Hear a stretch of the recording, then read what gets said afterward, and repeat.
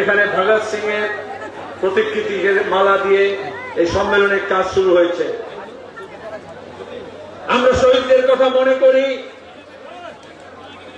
কারণ তারা জীবন দিয়েছে দেশের জন্য, মানুষের জন্য, হকের জন্য, ইনসাফের জন্য।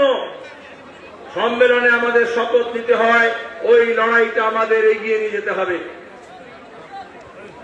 কদিন আগে মুর্শিদাবাদে দেখলেন ধুলিয়ানে আমাদের পার্টি কংগ্রেস শেষ হলো কান্নুরে। আমি ছুটে এলাম শামশেরগঞ্জে, কোন মুখ্যমন্ত্রী কোন বিরোধী নেতা যায়নি, হিন্দু মুসলমানের দাঙ্গা হয়নি।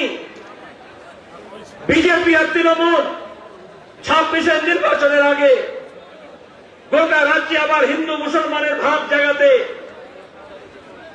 বিভাজন করতে, হিংসা এবং ঘৃণা ছড়ানোর জন্য গুন্ডা, বদমাইশ, পুলিশ সব একযোগে বিজেপি তৃণমূল ওখানে দাঙ্গা সংগঠিত করেছিল।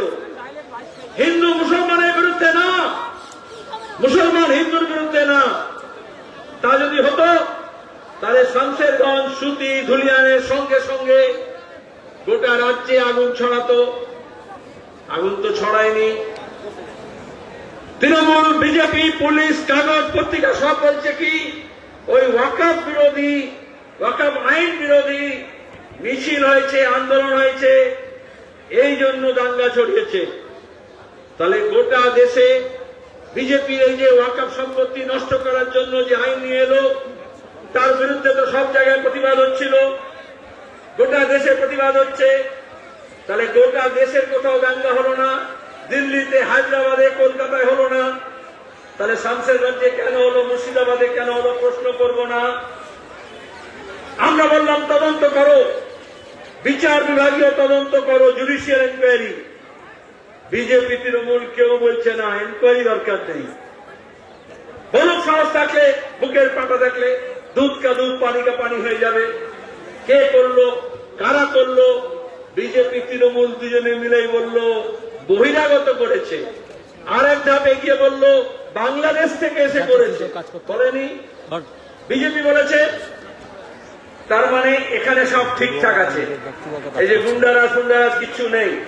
5 ঘন্টা পুলিশ ছিল না, আগুন জ্বলেছে। বিএলআরও অফিসের গাড়িতে আগুন লেগেছে, তাও পুলিশ আসেনি, ফায়ার ব্রিগেড আসেনি, সাধারণ মানুষের জন্য আসেনি। তাহলে আমরা প্রশ্ন করব না কেন, কে পুলিশকে হুকুম দিয়েছিল বেরিয়েও না? মমতা ব্যানার্জি পুলিশ মন্ত্রী, তাহলে পুলিশকে এনকোয়ারি করবে। আর এখন দেখবেন পুলিশ ধরপাকড় করছে। আমরা বলেছি যারা লুট করেছে, যারা খুন করেছে তাদেরকে গ্রেফতার করতে হবে, কিন্তু এখন ধরপাকড়ের নামে নানান জনকে ধরছে। এই পাশে জুলিয়ারে ধরপার জেলায় এই পুলিশের অবদপ্ত এসপি দাঙ্গা থামাতে পারে না, দাঙ্গার সময় থানা থেকে বাইরে পুলিশ যেতে পারে না, আর এখন নির্বিচারে ধরপাকড় করছে। আমরা বলেছি, বারবার বলি, যখন দাঙ্গা হয় তখনই বলি দেশের যেখানেই হোক দাঙ্গাবাজ, খুনি, লুটেরা তাকে ধরো, কিন্তু নিরীহ সাধারণ মানুষকে তুমি অত্যাচার করতে পারবে না। আর পুলিশ তাদেরকে ধরে না। এই জন্য বললো ওটা বাইরে থেকে এসেছিল আর বাইরে চলে গেছে। তাহলে কোন অপরাধীকে